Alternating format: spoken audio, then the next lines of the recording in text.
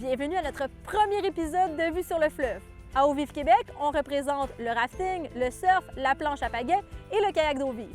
Comme la plupart des fédérations sportives, on essaie de rendre les activités de plein air plus accessibles.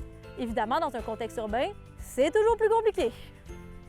Nous avions le goût de vous faire découvrir que pour profiter pleinement de Montréal, il faut que les citoyens aient accès à leurs berges, aux espaces verts et aux plans bleus.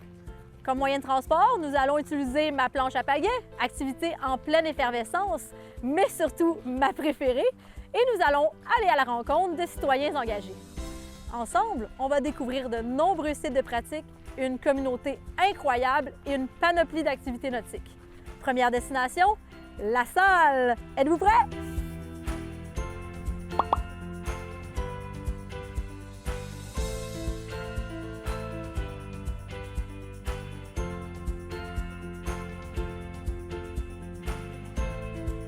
Hey, salut Myriam! Merci d'avoir pris le temps de venir avec nous ce matin. Bien, merci pour l'invitation. Je suis vraiment excitée. J'ai jamais fait de SUP, puis l'eau a l'air magnifique. Hey, planche à pagaie avant l'entrevue, ça te tente-tu? Parce qu'on a déjà un instructeur, Pierre-Philippe, qui nous attend là, directement à KSF. Donc, si t'es prête, on y va! Une vraie scout.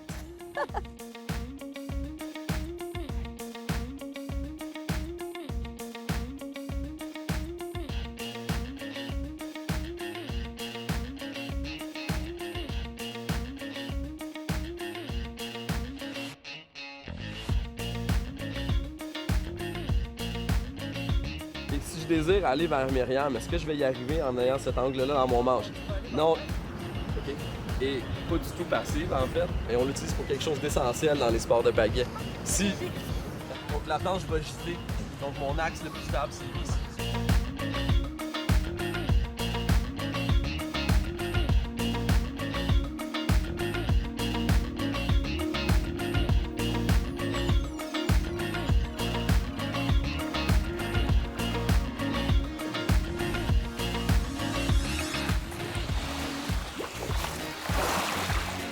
Ouvert à 45 degrés et arrière perpendiculaire à l'axe.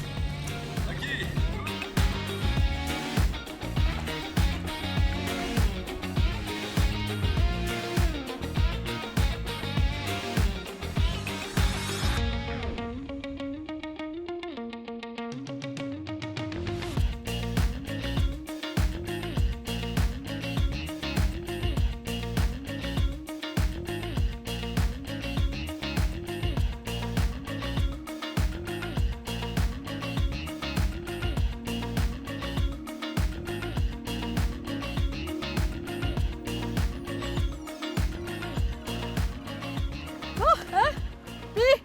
Sérieux, là, j'ai adoré mon expérience.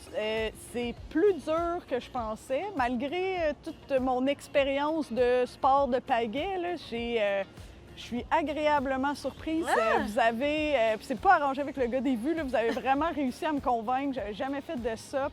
Je pense que je vais m'inscrire à un cours plus complet, là, parce qu'on a fait une brève initiation, mais ça m'a vraiment donné la piqûre. Oui, mais je pense que c'est important. Tu sais, comme n'importe quel sport qu'on débute, là, il faut vraiment s'initier de la bonne façon.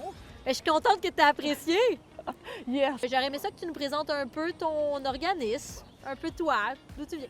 Yes! Avec grand plaisir. Dans le fond, je m'appelle Myriam Dauteuil, je suis conseillère en développement régional chez Sport et Loisirs de l'île de Montréal, SLIM de son petit nom. Donc, on est un organisme à but non lucratif. Nous ne sommes pas la Ville de Montréal, les gens nous confondent souvent. Notre mission, c'est de travailler en collaboration avec le milieu municipal, le milieu associatif, puis avec aussi le milieu scolaire, dans le but de valoriser puis de développer tout ce qui est la pratique du sport, du loisir, même du loisir culturel, de l'activité physique, puis du plein air. Ces dernières années, on a développé un plan régional pour le plein air urbain. Évidemment, tout ce qui touche à l'eau est une grande part de ce plan régional-là. Parce que quand on ouvre la radio, tous les jours, on entend parler du trafic sur les ponts, mais on parle juste de l'aspect désagréable du fait que Montréal est une île. Donc, je pense qu'il faut apprendre à apprivoiser, adopter notre caractère insulaire en redonnant des accès à l'eau pour les citoyens. Évidemment, justement, là, je pense qu'historiquement, c'est normal là, que les gens étaient moins portés à aller sur les berges parce que c'était autrefois davantage les industries qui étaient sur le bord de l'eau, donc c'était pas nécessairement attrayant. Puis on avait aussi beaucoup les résidences privées. Donc de plus en plus, là, il y a un accès qui est redonné. À Montréal, on a 300 km de berges, puis la moitié de ces kilomètres-là sont publics. Puis on a au-dessus de 80 parcs. Puis ces accès à l'eau-là deviennent essentiels avec le réchauffement climatique parce qu'on se retrouve dans une situation où on a de plus en plus de vagues de chaleur, de plus en plus tôt dans l'année aussi. Et donc, de pouvoir aller se rafraîchir sur le bord de l'eau, c'est vraiment essentiel. Puis l'accessibilité en transport est essentielle aussi. On est dans les berges sont éloignées, évidemment, des quartiers centraux. Donc, il y a un travail au niveau des municipalités de donner, peut-être d'organiser des navettes, de faire la promotion des circuits, autant à vélo qu'en transport en commun pour pouvoir se rendre à ces endroits-là. Puis, bon, je suis moins fervente des déplacements en voiture, mais bon, quand on fait des activités nautiques, souvent, on va avoir des grosses embarcations. À Montréal, c'est un enjeu, l'équipement, parce qu'il y a plein de gens dans des appartements. L'équipement de plein air, ça coûte quand même cher. Il y a des gens qui ont des plus faibles revenus. Équiper une famille au complet, les enfants grandissent. Donc, on veut s'assurer qu'il y ait un accès à de l'équipement à peu de frais pour que tout le monde ait des chances égales. Ensuite de ça, on veut aussi qu'il y ait, parce que c'est bien beau avoir de l'équipement, si justement on n'avait pas eu PP pour nous donner une initiation aujourd'hui, on aurait peut-être plus tourné en rond pendant un bout de temps, d'avoir des bases solides. Donc il faut, pour transmettre sa passion, on l'a vu, là, ça a été super contagieux, moi il m'a convaincue. Donc il nous faut des instructeurs, il nous faut des guides, il nous faut de l'initiation pour les citoyens. Faites des initiations, allez voir les experts, renseignez-vous. Il y a plein d'organismes qui offrent des activités autour de l'île. C'est la base, là, parce qu'il y a une recrudescence là, des néophytes avec la COVID qui sont intéressés à aller faire des activités nautiques. Mais il y a des notions de sécurité, puis c'est essentiel là, d'aller se former parce qu'il y a des fois où, malheureusement, ça peut sembler simple et beau et sécuritaire, mais des fois, on n'est pas conscient des dangers qui sont liés à ces activités-là. Montréal, c'est un lieu magnifique là, pour le plein air urbain. On souhaite vraiment que notre vision en termes de plein air chez Slim, c'est que les citoyens puissent pratiquer au quotidien, en toute saison, des activités à proximité de chez eux, en contact avec la nature. Fait que je pense que c'est possible. Évidemment, notre souhait, c'est qu'à terme, les gens sortent de l'île également pour aller pratiquer puis découvrir d'autres activités, d'autres lieux. Mais au quotidien, pour être capable de bouger, on a des lieux merveilleux à Montréal. On peut pratiquer autant du surf que de la planche à pagaie, que du rafting, du kayak, de l'aviron, du rabasca, du canot, de la voile. C'est bateau dragon. Le bateau dragon, exact. Là, on a vraiment une panoplie d'activités à Montréal. Il y a une volonté aussi des organismes qui travaillent sur les plans bleus puis le développement des accès à Montréal de rappeler qu'il y a certains endroits où la pratique, elle est en eau calme puis qu'elle peut être vraiment accessible à n'importe qui voudrait s'initier pour la première fois. Est-ce que cette vision-là dans le développement? Vraiment. La notion d'initiation là, est ultra présente à Montréal. Il y a beaucoup de gens qui sont peut-être jamais allés sur l'eau. Il y a beaucoup de nouveaux arrivants, donc on a un potentiel de pouvoir initier les gens. Donc, cette volonté-là de faire de l'initiation, je parlais à Jeunes Marins Urbains, puis il me disait, puis à Guy, puis il me disait, hey, les jeunes, là, quand ils viennent sur l'eau, ils nous demandent s'il y a des piranhas dans l'eau. Donc, c'est important d'apprendre, d'éduquer les jeunes par le biais d'initiation. On leur apprend plein de choses. On va leur apprendre des notions de sécurité, des notions d'activité physique qu'ils vont pouvoir après ça intégrer au quotidien. On va leur apprendre aussi des éléments sur l'éducation relative à l'environnement. Donc, c'est quoi la faune, la flore qui m'entoure ici. Pépé, il l'a fait avec nous aujourd'hui sur l'eau. Il nous a parlé de l'environnement ici, comment c'est merveilleux, qu'est-ce qu'il y a, c'est quoi les poissons, c'est quoi les fleurs, qu'est-ce qui pousse ici. En même temps, on veut amener les gens à faire du plein air puis à découvrir comment c'est merveilleux, comment on se sent bien sur l'eau aujourd'hui, au soleil, avec l'eau qui est calme, le vent. Elle amène les bienfaits du plein air ont pu être prouvés. Je pense qu'il y a assez d'études qui le démontrent, là. Donc, c'est important d'amener les gens en plein air. Merci beaucoup d'avoir pris le temps là, de faire la petite initiation avec moi, essayer un nouveau sport, d'en apprendre un petit peu plus sur la mission de l'organisme. La suite de ma journée, moi aussi, je vais essayer quelque chose de nouveau. Là, je m'en vais rencontrer Hugo Lavictoire, qui est responsable de l'organisme ici, donc directement chez KSF. On va avoir la chance finalement de parler un peu de la vague éternelle, donc la vague Aggie, parler un peu de l'évolution de la pratique parce que Hugo est ici depuis le début, depuis 1995, qui participe à la location, à l'initiation, à la formation des personnes en kayak, en sup, en surf et en rafting. Donc, on va prendre la peine de lui parler, puis je vais peut-être aussi essayer de me mettre à l'eau sur une planche de surf. Là, on va voir ça tout à l'heure. Mais merci beaucoup, Myriam. C'était fort apprécié. Ça m'a fait vraiment plaisir.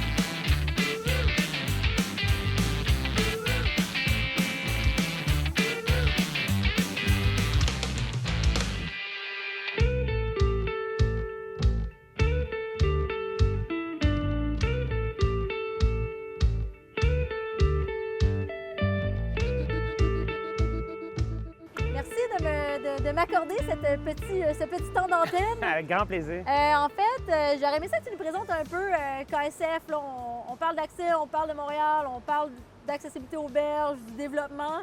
C'est un incontournable. Vous êtes là depuis toujours. J'aurais aimé que tu me présentes un peu l'entreprise, comment ça s'est bâti, évolué. Bien, pas depuis toujours, mais depuis quand même 26 ans. Je pense que c'est notre 26e année. En 1995, j'ai parti ça Kayak sans frontières. Je ne sais pas si tu savais, là, mais c'est l'acronyme de Kayak sans frontières. Et puis, on était une école de kayak de rivière là, itinérante, c'est-à-dire qu'on avait différents endroits au Québec, comme sur le bord de la rivière Petite-Nation, le bord de la rivière Rouge, et on donnait des cours de fin de semaine. Je venais, moi, comme pagayeur, jouer dans les rapides de la Chine, puis je passais toujours en face du bâtiment où on est en ce moment. Puis ça m'a donné l'idée d'installer notre base là. Et puis j'ai fait des démarches avec la ville.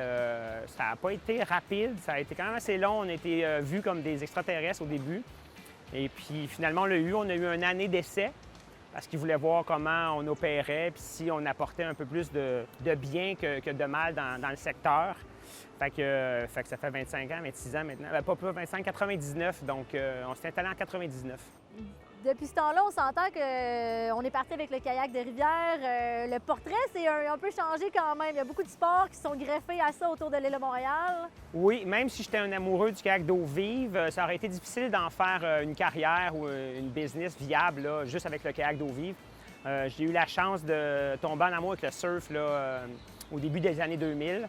En voyage, bien sûr. Puis après ça, ici, dans les années début 2000, là, 2003, 2004, là, il y a quelques personnes qui surfaient déjà. Ça commençait.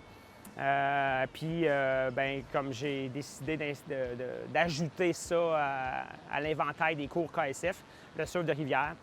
C'était un peu bizarre parce qu'il n'y avait pas de fédé, il n'y avait pas rien. C'était un peu freestyle. On a développé des cours, puis c'était plus à Habitat 67.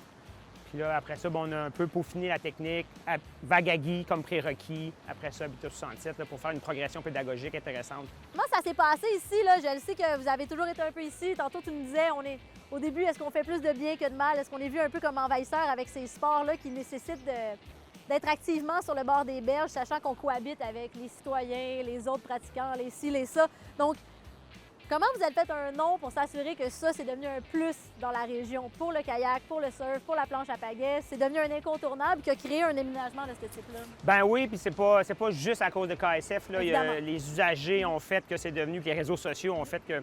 Mais je pense que pour être accepté, puis pour qu'ils s'en soient venus à une gang de bums là, qui s'amusent dans le fleuve, on va investir des millions de dollars pour l'aménager, il y a juste le temps qui peut faire ça. Puis on est chanceux ici à la salle, on avait un conseil d'arrondissement puis une mairesse qui croyait en ça, qui trouvait que c'était une valeur ajoutée à la région. Ce qui est intéressant, c'est que je pense qu'ils ont compris que ce genre d'attrait-là va attirer une certaine clientèle pour acheter une maison dans le coin. Donc, ça, c'est unique, là. C'est Exact. un décor de Montréal. Imaginez, là, on est dans la métropole. C'est ici que ça se passe. Bien, je pense que c'est Montréal, unique au monde. ça. C'est quand même assez impressionnant. Je pense que c'est unique au monde d'avoir un site de cette qualité-là, aussi proche d'un centre-ville, comme une métropole, là, comme Montréal. Là. Fait que pour revenir à nos activités, on fait aussi la planche à pagaie, le stand-up paddleboard ou le SUP, là, on ne sait plus comment l'appeler tellement qu'il y a de On y va avec planche à pagaie ici. planche à pagaie. Ce qui est intéressant, c'est que souvent les gens venaient prendre des cours, puis ça nous a permis d'avoir plus de volume que le surf ou le kayak d'eau vive. C'est un peu notre vache à lait, si je peux dire, puis on était dans les premiers, en tout cas première école de SUP au Québec. Puis c'était pas rare que les gens arrivaient ici, puis des gens de Montréal là, qui disaient « Wow, c'est donc bien beau, je savais pas que ça existait ». Donc, c'est ça qui fait que c'est intéressant pour une ville de développer dans les activités. Je pense pas que c'est le champ d'expertise non plus qu'un arrondissement ou une ville est capable. C'est assez pointu, c'est assez... Ça prend des connaissances particulières. Oui, là. ça prend des connaissances particulières. Fait que de faire confiance à un organisme privé comme ça qui est spécialisé en eau vive, là, ça les rassurait aussi pas mal. Là. On était membre de la Fédé, on était membre d'Aventure Écotourisme Québec. Donc, on a fait nos classes, on a fait nos devoirs là, pour pas juste être une gang de surfeurs. Là. La cohabitation avec les riverains dans ce coin-ci, je sais que c'est un arrondissement qui était très ouverte à ce type d'aménagement-là. On entend des situations qui sont peut-être plus problématiques, peut-être plus autour d'Habitat 67 avec la cohabitation avec les riverains. Comment ça se déroule? Gros travail de sensibilisation à faire à ce côté-là, aux côtés des surfeurs puis des kayakistes, des utilisateurs du site. Avec l'achalandage, les gens se stationnent bien sûr en face de leur maison, vont des fois mettre leur stock sur leur terrain, vont des fois faire un striptease devant eux. Des fois, ils aiment ça, des fois, ils n'aiment pas ça. Puis malheureusement, il y a encore des gens qui font du bruit, qui mettent de la musique, qui laissent leurs déchets.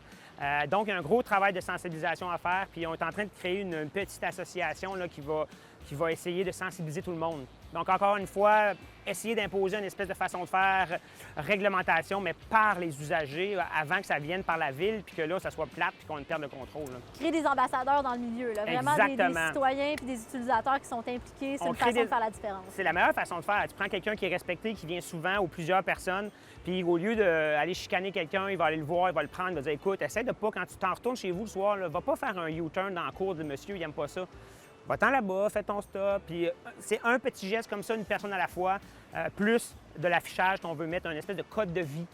Donc, il y a des règles de sécurité qui sont super importantes quand tu pratiques le sport, mais il y a un code de vie qui va autour de ça, qui peut parler autant de la façon de fonctionner, des files d'attente, mais beaucoup en dehors de l'eau. Ramener tes déchets. Tu sais, il y a des poubelles, mais moi, si c'était juste de moi, je les enlèverais, les poubelles. Leave no trace, ramène tes déchets chez toi. Tu es capable d'amener ton sac de chips vide, plein, tu es capable de le ramener vide, tu sais. Fait que c'est tout ça qu'on veut mettre en branle avec notre petite association. Là. Les comités citoyens, les projets comme l'aménagement de la vague ici, la communauté aussi qui commence à s'organiser autour de H67, à quel point ça aide la cause des sports d'eau vive à Montréal? Bien, je pense que c'est le début de quelque chose de nouveau. Là. Parce qu'avant, on était, comme je disais tantôt, peut-être considérés comme 10 surf bums à Montréal qui ont le goût de faire des projets, d'avoir des infrastructures ou même peut-être des futures vagues. Mais c'est difficile d'avoir cette notoriété-là quand un sport est jeune.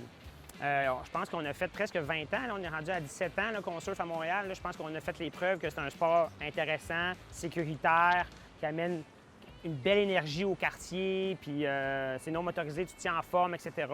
Donc, ce projet-là ici à Wagagi, ce qui est intéressant, c'est que c'est la première fois que la Ville de Montréal pose un geste officiel pour reconnaître notre sport. Que ce soit le kayak ou le surf, là, de dire « OK, on a un problème, on a une vague, le terrain est en train de s'effriter, on veut que les gens aient accès à ça et on investit des millions de dollars. » Donc, c'est la première fois et je pense que ça va être la première étape pour permettre à ces petits comités-là de proposer d'autres projets On pourrait faire la même chose, là, sécuriser les berges, puis faire des accès, puis des marches à Habitat 67 pour que le rêve ultime, un jour, on vienne à faire d'autres vagues. Parce que le fleuve, il coule 24 heures sur 24. Il pourrait y avoir des petits modules de poser ici et là, puis recréer d'autres vagues à Guy ou d'autres vagues comme Habitat 67.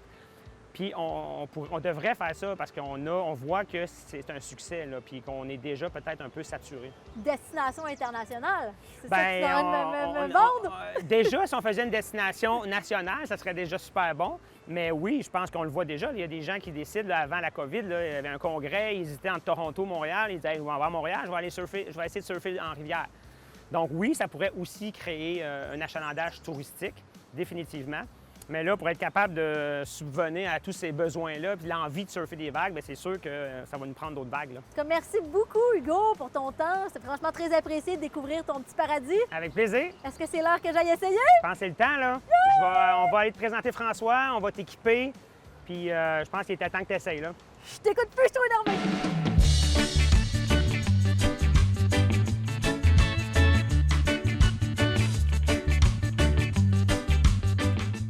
Salut Marie-Claire, ça va bien? Allô, François, ça va super bien, merci. Fait que t'es prête pour ton cours? Oui, je vais dire oui. En tout cas, Hugo m'a dit que j'étais en bonne main, donc je suis prête. Fait que premièrement, je sais pas si t'as déjà vu la vague à Guy avant. Ben, c'est la première fois que je la voyais tantôt. Là, j'ai eu un cours 101, comme on dit. Fait que c'est l'équivalent d'une petite vague de 1 pied en océan. Fait que c'est pas une grosse vague, c'est pour ça qu'on a des grosses planches. Absolument, le monde aime ça le faire en kayak, c'est comme ça que ça a été découvert. Puis là, en ce moment, ben, tout le monde a envahi un peu le spot en surf parce que c'est vraiment accessible, c'est juste à côté du bord. Puis c'est pour ça qu'on a des planches plus grosses pour comme, apprendre à surfer là. Puis ça s'appelle des foamies parce qu'elles sont en forme, fait que tu peux les mettre sur les roches puis c'est pas si grave.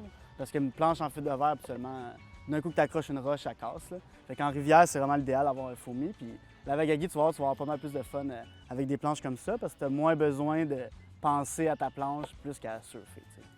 Fait que pour l'équipement, tu vas avoir une leash, que c'est pas mal ça que tu peux te faire mal avec parce que si tu la laisses traîner puis tu t'enfarges dans les roches, c'est là que tu peux tomber.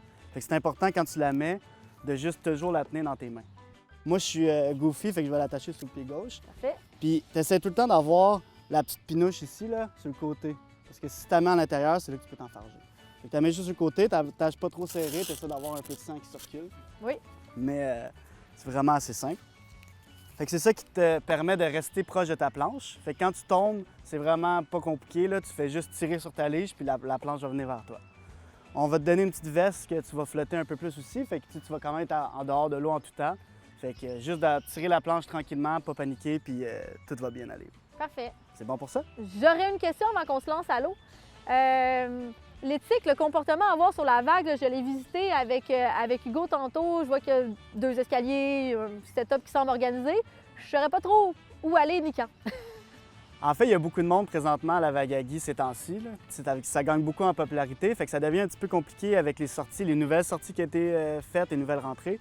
Donc, c'est vraiment simple, c'est juste un à la fois, donc un en haut, un en bas. Puis, il est supposé avoir juste 2 points. Fait que c'est un petit peu compliqué à voir comme ça, mais une fois que tu vas être dans l'eau, tu vas comprendre. Donc, il y en a un en haut qui part, un en bas. Le monde fond sa vague, après ça, c'est ton tour. Fait que c'est Deux à la fois, dans le fond, qui se préparent. Oui, exactement. C'est quand même important de se préparer parce que quand c'est ton tour, puis il y a quand même une ligne d'attente, donc c'est important d'être prêt. C'est un peu ça l'éthique, c'est d'être prêt quand c'est ton tour. Super! C'est bon? Ben, là, je suis prête. Right. On peut y aller.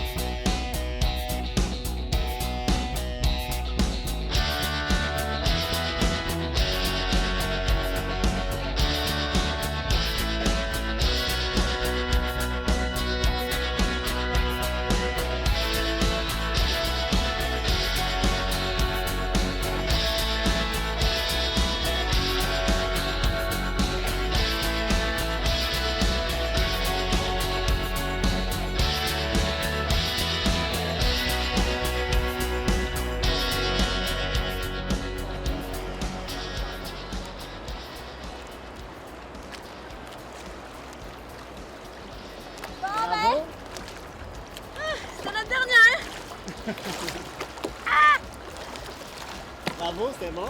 Ben merci. Tu aimé ça? J'ai trouvé ça vraiment fort sympathique. Une belle leçon d'humilité, comme on dit. Ouais, ça c'est vrai. Mais Beaucoup tu de sais, patience. c'est incroyable d'avoir ça comme ça en ville. Là. On est là, on descend, on voit l'île des Sœurs, le pont. Tu sais, c'est inestimable quand même comme ressource. Là. Ça ressource. Ça ressource, la ressource. Mais merci beaucoup en tout cas, merci pour ton temps. Merci à KSF de nous avoir reçus aujourd'hui. Ça fait plaisir.